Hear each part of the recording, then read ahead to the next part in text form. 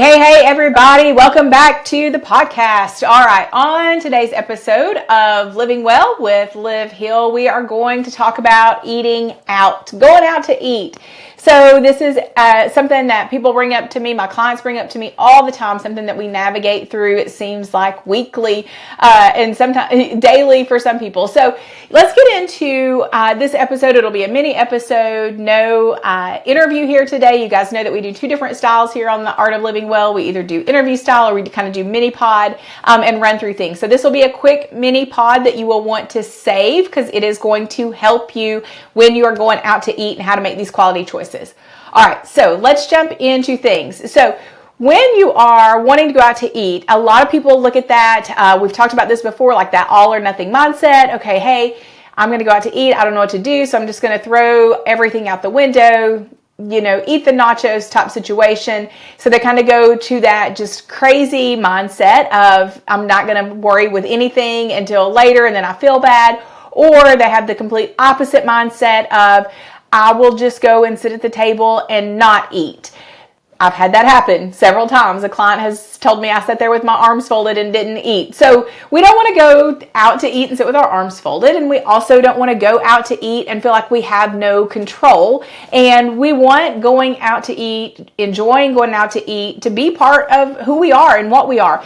And this can be whether you're going out to eat with, friends, family, girls' night, date night, or you're just running through things because your kids have 1,000 practices and you're trying to just get some food in your body for whatever reason. You didn't have your meal plan out and so you're hitting a drive-through.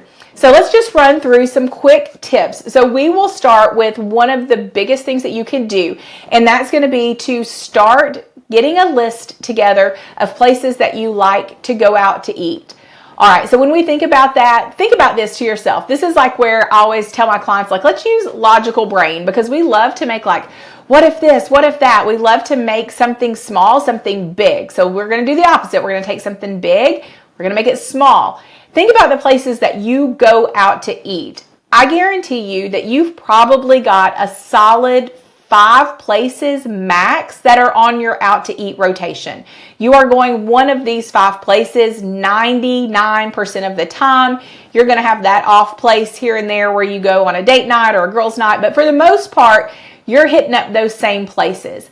Now, when you go to these places, you likely get the same thing every time you go. So you've already got this baseline in here. We're just going to go with 5. You've already got the 5 places that you go, and you've already got your order on lockdown as it sits today. This is what works for you. So, you're not going into McDonald's and sitting there looking at the menu what am I going to get for McDonald's today? How am I feeling? What do I want for McDonald's? I don't know. Give me just a minute. Let me look through the menu. How am I going to spice it up today? No, you're hitting McDonald's, you're hitting Taco Bell, you're getting the same thing. This is what I want.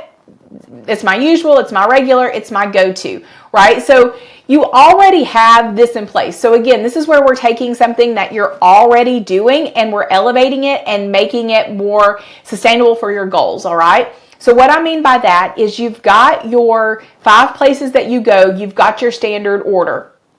We just want to just elevate that. And what I mean by elevate that is, let's just take Taco Bell, for example. That's a great example.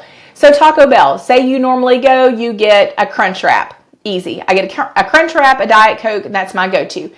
So stop and think before you go to Taco Bell, sit down and say, okay, what does Taco Bell have on the menu that's going to line more up with my goals? Where can I get more protein? Where can I get less fat? Where can I get some fiber in there? What's some choices that I have at Taco Bell? Because I know myself, I know that we love Taco Bell. I know that we're going to hit that. So I'm not going to quit going there completely. So how can I elevate that so that when I go to Taco Bell, I'm closer to my goals, I feel good about what I've ordered, and I'm making progress? That's the key, is everything that we want to do, we want it to push us forward towards progress, right? So Taco Bell has Power Bowls. So Power Bowls, they have protein in them, they have fiber in them. Black beans are a great source of fiber. So you can pull back before you go to Taco Bell and decide, this is one of the 5 places that I go. What can I order there that's going to serve me? And so in this case, like I said, would be a power bowl. You can add extra protein to that. That's going to bring your fat way down. That's going to shoot your protein way up. That's going to shoot your fiber way up. And so then you're walking out of Taco Bell, in a much better position than getting the Crunch Wrap. Still hitting up your same place, still doing your same vibe. You've just modified it a little bit so that you're able to stay closer to your goals. So that's the first and foremost thing to do, is look at the restaurants that you go to the most often. And before you go there, kind of start writing down some things that fit within your goals at that restaurant or get you closer to your goals at that restaurant. All right, that's tip number 1. Tip number 2 is when you go to a sit-down restaurant and you're ordering off of the menu. I'm going to give you 2 tips for restaurants. So 1, when you are eating at a restaurant, you want to look at your plate as separate components. So let's talk through that.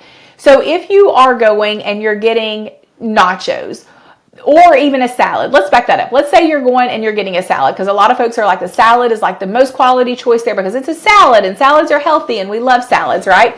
So salads absolutely have their place, but just because it's a salad doesn't mean that it's inherently the very best choice to have.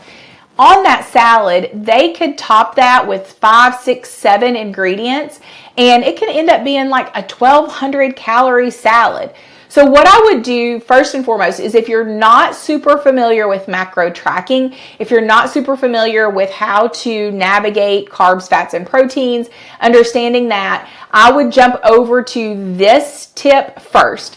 So what I would do in that situation, going into a restaurant where this is just a run-of-the-mill kind of situation, it's not an anniversary, a birthday, a special occasion, that kind of thing.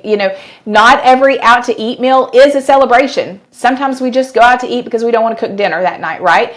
So evaluate that and think, okay, this is just a meal. It's nothing that's celebratory. It's just I'm celebrating, not cooking, right?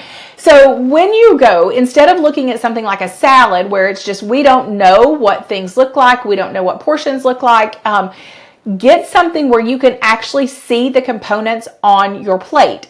And what I mean by that is you could do salmon, baked potato, asparagus. So then you're seeing, okay, here are the 3 different components on my plate. I can see what those are. I can kind of get a visual for portions, and I can more control that food. So you could do salmon, baked potato, asparagus. You could do chicken breast, barbecue sauce, sweet potato, broccoli, right? So you get that vibe. So you're doing a protein, and then you're doing a carb source, and then you're doing a veggie. And so breaking that down, protein, carb source, and veggie as the 3 separate components are going to get you much closer to your goals because you have more control over that. So like, for example, with your baked potato, you would be able to say, all right, I want the butter on the side, I want the sour cream on the side. And so you're controlling how much goes on the potato, right? So that gives you more control over the situation versus letting them in the kitchen just kind of do their thing. On that note, let me just put this out here, that if you ask for things with, butter on the side, if you ask for, I want this cooked in low oil, no oil, I want my sauce on the side, do not feel like you are being bothersome, burdensome, or in the wrong vein by asking for that. Let me just repeat that, because 1, you're paying for this food. Let's just lay that out there. And then you're also paying, you're tipping a server. And so you're in a situation where you should be able to ask for things. And if that's still uncomfortable for you, if you're like, oh, Liv, I don't know, I'm not real comfortable with making special accommodations, I will tell you that if you had a friend, a child, a loved one that was diabetic, that was gluten intolerant, that had celiac disease, you would not think twice about saying, hey, because they are trying to follow these dietary standards, can we get the meal made this way? Start adapting your mindset like that, because 1, you don't have to explain yourself. Well, I'm counting my macros, or I'm trying to reach a certain physique goal, so this is what, you don't have to explain yourself. But just know that these servers and the folks in the kitchen are very accustomed to that. They are very comfortable with people having dietary restrictions and falling in line with those. So that might give you like a little punch in the arm to be like, yeah, it's totally cool for me to ask for my food to be modified just a little bit, all right?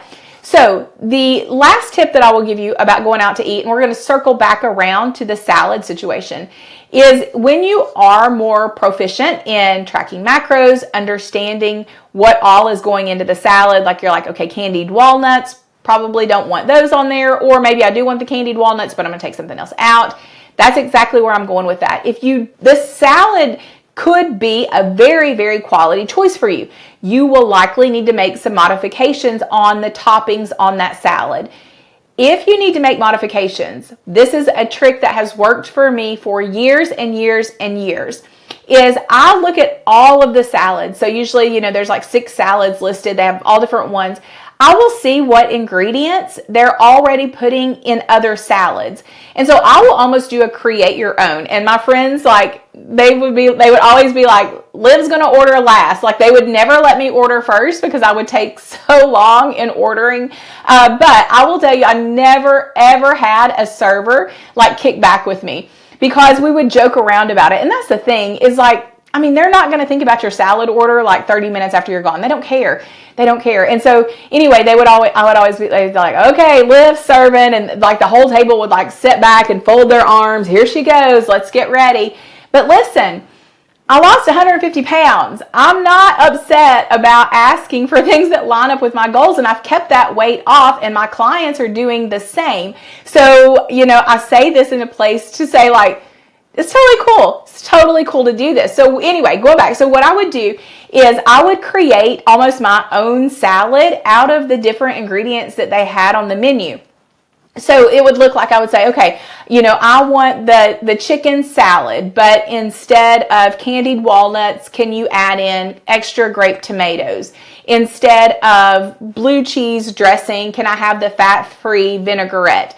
Right? So I would make some of those swaps, and they already had those ingredients in the kitchen. It wasn't anything that they didn't already have. They already had it back there. They're putting it on different salad combinations. So I was just picking and choosing and creating my own salad based on those ingredients. Take this off, add this, that kind of dynamic. And again, I don't think I have ever had one come back and just be completely off. I've never had one where they're like, I can't do that, or no ma'am, we can't. And they don't even upcharge you because you're just doing swaps and trades. Now, they will upcharge you if you add in extra protein. Of course, that costs extra money, but I don't ever really do that. I just go with what looks like the biggest protein portion.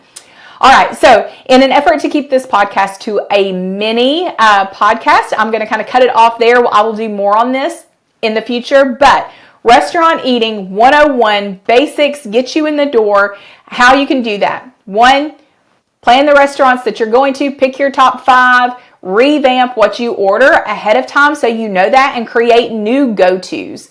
Second of all, when you are going out to eat, when you're first getting into this, look for ways that you can pick a protein, carb, and vegetable and put those all on your plate. So protein, carb, vegetable, how can you set your plate up like that? And then once you are a little bit more comfortable with that and you're understanding how things fall in line, then start recrafting some of those meals that are on the menu, tweaking them to what fits best for your goals. But you will never go wrong with going protein forward and asking for some type of fiber via fruit or vegetables on the side.